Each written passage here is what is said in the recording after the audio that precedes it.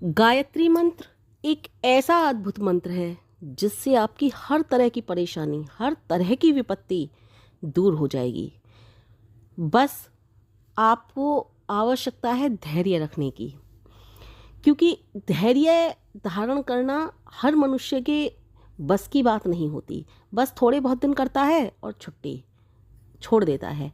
लेकिन आपको एक पते की बात बताती हूँ, जब गायत्री मंत्र का आप जप कर रहे हो और बिल्कुल मझधार में नाव डूबी हुई है और आपके पानी कहाँ तक आ चुका है, होठों तक आ चुका है और नाक भी डूबने ही वाली है, यहाँ तक कि कहिए तो एक बार को तो डूब भी चुकी है, तब यदि आप गायत्री मंत्र का जप कर रहे हो ना, तुरंत की तुरंत माँ हाथ पकड़ लेती हैं, तुरंत पकड़ लेती हैं। वहाँ पर अगर आपने सोचा कुछ नहीं होता गायत्री मंत्र से, कुछ नहीं होता गायत्री मंत्र से, और जैसे ही आपकी नाक डूबी और तुरंत आपने गायत्री मंत्र का जप चालू किया, वहीं पर माँ आपका हाथ पकड़ लेंगी। धैर्य धारण, फिर आप सोचोगे मैं किस बात के लिए धैर्य धारण करने की बात कर रही हूँ कि जब तुरंत की तुरंत पकड़ लेती हैं। मैं उन बातों को धैर्य धारण करने की बात कर रही हूँ जहाँ आपकी नाक नहीं डूबी है, पहले से ही आप छाता ठीक करने की सोच रहे हो बरसात के आने से पहले ही, वहाँ पर आपको धैर्य धारण करना पड़ेगा, क्योंकि आपके काम होने में भी देर है। आपकी जो कर्मों का चक्र है वो कैसा है, क्या है, ये सब कुछ आपने किसी के काम में बाधा तो नहीं डाली, क्या हुआ क्या नहीं, ये सब कुछ माँ को देखना पड़ता है। माँ सब कुछ देखकर ही तो करेंगी। आप को यहीं से इस बात का पता चल जाएगा कि परमेश्वर कभी भी लालची नहीं है। आप सोचो मैं तो परमेश्वर का जाप कर रहा हूँ, गायत्री मंत्र का जाप कर रहा हूँ, इतने का लड्डू चढ़ा दूँ और मेरा काम पूरा हो जाए। आप सोचो मैं तो किसी भी रूप में आप पूज रहे हो, देवी माँ को पूज रहे हो या फिर गणेश भगवान, किसी को भी पूज रहे हो आप, कि इतने का प्रसाद चढ़ा दूँ, देवी माँ पर चुनरी चढ़ा दूँ। अरे माँ गरीब नहीं है भाई, माँ के पास चुनरियों की कमी नहीं है। आप भक्ति भाव से सोच रहे हो, मुझे मालूम है भक्ति भाव से सोच रहे हो और भक्ति भाव से आप चढ़ाना चाहते हो, लेकिन माँ लालची नहीं है, माँ को इन चीज़ों की आवश्यकता नहीं है।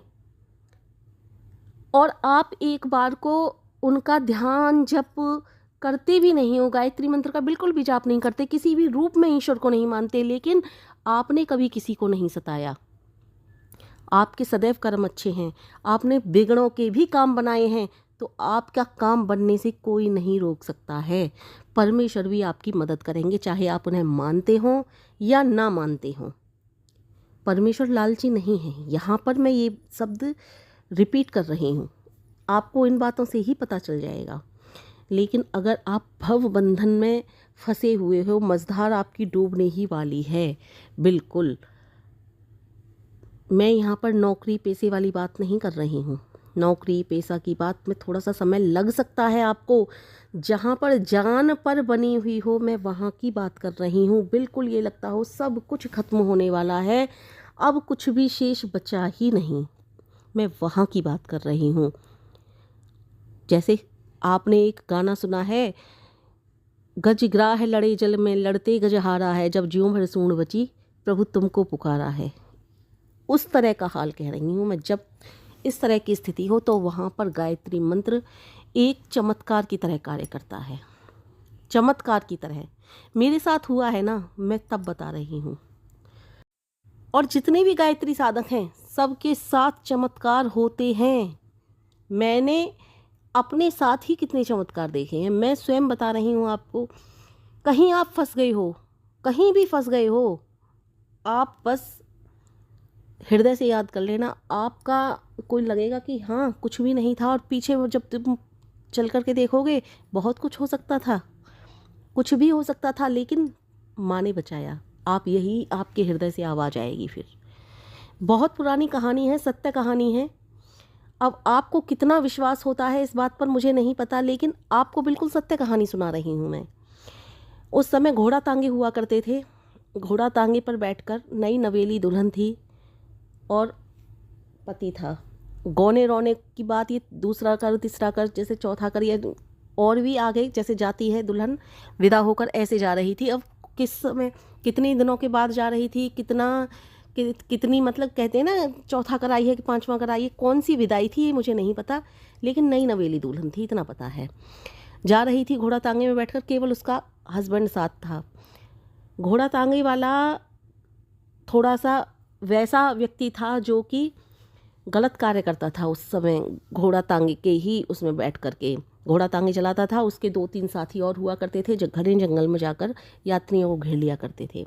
अब दुल्हन जो थी बहुत सुंदर थी, उसका घोड़ा तांगे वाले का जो मन था वो कपटी था।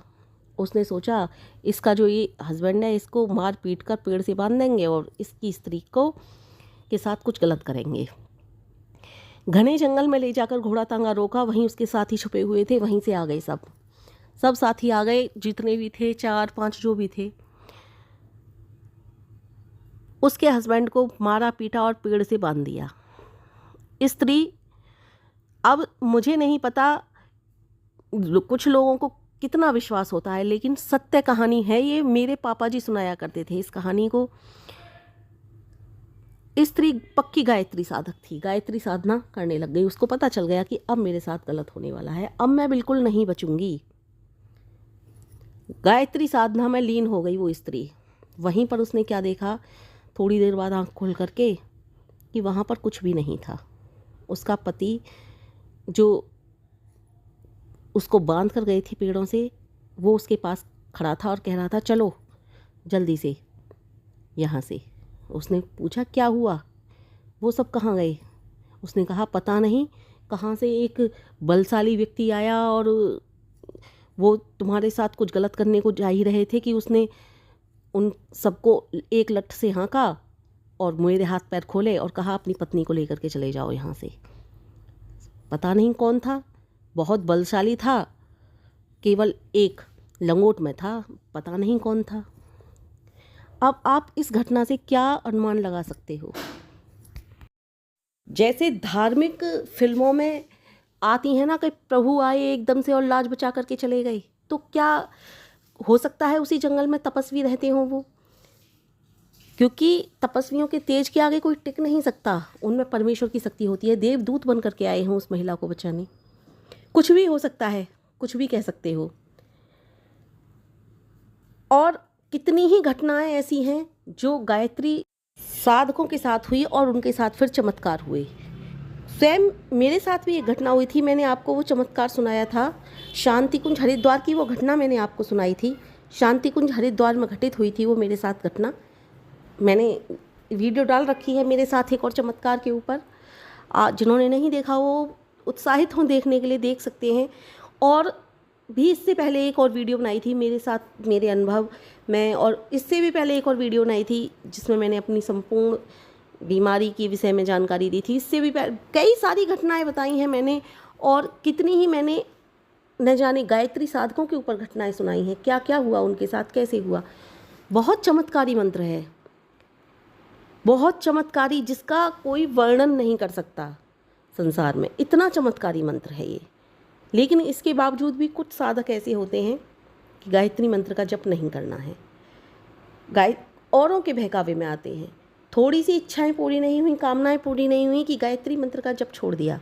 कुछ नहीं है गायत्री मंत्र के जप में, शापित है, कीलित है, ये कह करके छोड़ देते हैं। अरे भाई ये बताइए, क्या जो परमेश्वर का किसी भी रूप में नाम बसते हों, वो नाम लेते ही उनकी कामनाएं पूर्ण हो जाती हैं क्या?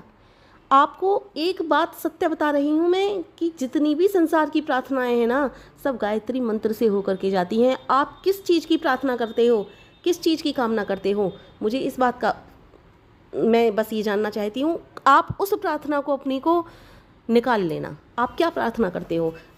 मैं कुछ जो मेन प्रार्थनाएं हैं उनकी विषय में बताऊँ, जैसे कि मुझे धन दो, दौलत दो, सुख दो, शांति दो, मेरे बच्चे ठीक रहें, मेरा पति ठीक हो, मेरे पति की दीर्घायु करो, मैं सदा सुहागन रहूं, या फिर बहुत ज़्यादा धन दौलत आ जाए, हमारे यहाँ अपार सुख शांति हो, धन संपत्ति, इस तरह की प्रार्थनाएं होती हैं ना। और भी जो भी प्रार्थनाएं होती हैं संसार की, सब गायत्री मंत्र से होकर के जाती हैं। आप गायत्री मंत्र का अर्थ लगा करके देखिए।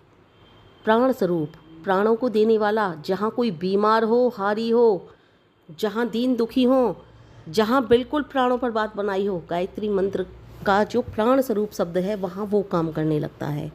दुख नाशक, सभी प्रकार के दुखों का नाश करने के लिए, सुख स्वरूप, सभी प्रकार के सुखों को प्रदान करने के लिए, जितने भी सुख बताए ना मैंने, धन दौलत, जो भी सुख हैं, जितने भी हैं, सब प्रकार के सुखों के लिए प्रार्थना।